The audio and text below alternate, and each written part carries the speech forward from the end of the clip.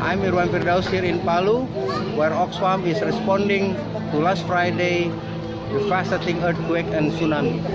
Oxfam are trying to reach up to 500,000 people with water and sanitation help.